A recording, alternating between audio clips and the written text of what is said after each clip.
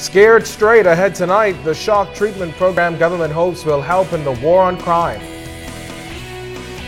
And a fight that turns deadly for one man following a stabbing in the inner city. Plus, a convicted child molester gets nearly 30 years behind bars. The Bahamas Tonight, the National Report, starts now. Now in HD.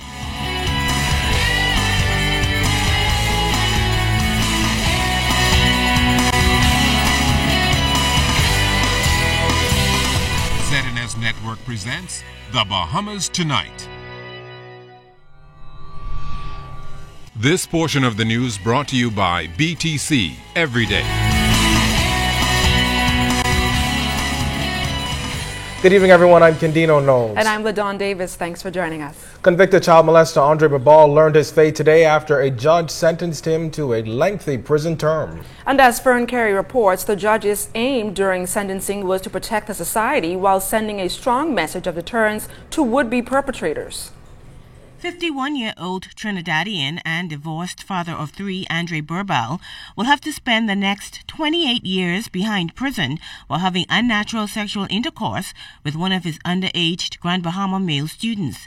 That sentence handed down by Justice Roy Jones Friday. In court, Berbal appeared calm as he had throughout the trial. In her plea in mitigation, Berbal's attorney, Ramona Farquharson Seymour, asked the court to impose a sentence of no more than 7 years, citing Berbal's exemplary record as a teacher and his community service. She also stressed that Berbal will be punished for his crime the rest of his life, citing the damage to his reputation, his life, and the fractured relationship with his 3 children. However, lead prosecutor Darrell Taylor suggested that the defense wanted Berbal to walk away with only a slap on the wrist. She stressed that the Trinidadian was convicted of a very serious offense and the victim, who was just a child at the time, suffered as a result. She also noted that Berbal admitted to being a pedophile and, in her view, pedophiles cannot be reformed. In passing sentence, Justice Roy Jones noted that Berbal has shown no remorse, despite the fact that he breached his position of trust as a teacher and violated the innocence of a child who was traumatized as a result. He noted that the offenses were premeditated and carefully planned by Berbal. At the same time, the judge noted the 5 years the Trinidadian has already spent in prison and the fact that he has not broken any prison rules. He then sentenced Berbal to 14 years on the first count of unnatural sexual intercourse and 14 years on the second count to run consecutively, which means once Berbal completes the first prison term, he begins serving the next. Outside court, prosecutors said they were pleased with the sentence. However, Berbal's attorney says he will appeal his conviction and sentence. Fern Carey, ZNS Network News. Well, the murder count moving up again as a man is killed in an inner-city community. Police say the 25-year-old victim was stabbed during an altercation with another man in the area of Wilkinson Street last night. The young man was taken to hospital where he later died. Police say they are following significant leads and should close this case shortly. With too many young men walking on the wrong path, authorities want to give them a scare of their lives so that they can walk on the straight. 20 male students from the T.A. Thompson and C.C. Sweeting Sr., who have reportedly been in an ongoing war, will get a taste of life behind bars on Monday. Program Director Carlos Reed says because of the feud, it was only fitting to let the troubled teens see the other side of the law. He is hopeful that this program will encourage participants to become productive citizens. It's not going to be just a 3-day program. We're going to work with these kids. They're going to be incorporated into a program that we're going to facilitate for them for 6 months. So we're going to do the follow-up too. And then we have another program that we're working simultaneously with this. It's called Give Every Child a Father, where these kids coming through this program, they're going to be given a mentor that's going to actually oversee their development. What we're trying to do is not just to shock these kids into reality, but when we get them into reality, give them something to sustain the reality fact inside their lives. Well, strong words from the country's top cop to grandparents today. He reminded them that they have a role to play in the crime fight. Addressing residents of the Baines and Grantstown community during a pre-Mother's Day luncheon at police headquarters, the commissioner noted that grandparents were stern with their children, but when it comes to their grandchildren, they are more lenient, allowing them to literally get away with murder. Greenslade said today's generation could benefit from the stern guidance doled out to previous generations. Something bad has happened in the Bahamas. Our children have lost respect for us. I used to get my hair cut. You get stopping him out if you use a little barber and wash him out with soap. And these little children get him and dance all kind of foolishness. And y'all wouldn't even spine them.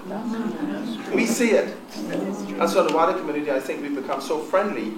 Everybody wants to talk it out. Sometimes you can't talk it out. You got to say, you know what?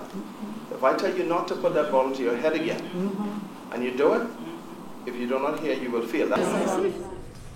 Commissioner Greenslade said allowing youth to get away with minor infractions contributes to the wider problems facing society and urged the women to be a part of the solution. We've got some children in this country now, only that big, and they'll curse in front of you. And if you look at them and ask you what you're looking at, you know what that is? That is a little child who needs a fella like me to put him over my lap and cut his backside. And the times when I tell people, some of these ladies maybe need to bring these kids to us and give us permission. And say, I need a man to hold his boy and give him a cut backside for me.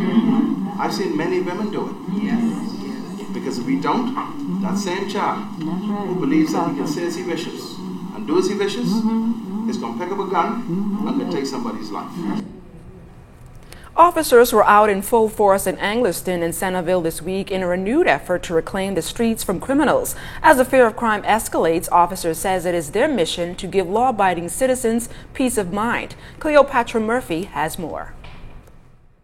Police officers are determined to bring criminal activity in inner-city communities to a halt, hitting the pavement in the high-crime areas of Anglerston and Centerville Wednesday evening.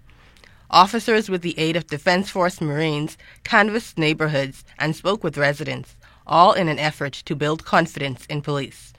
Assistant Commissioner Leon Bethel put would-be criminals on high alert. The patrols will be doubled. You'll see a number of police officers conducting stop and search. You'll see a number of road checks in this area.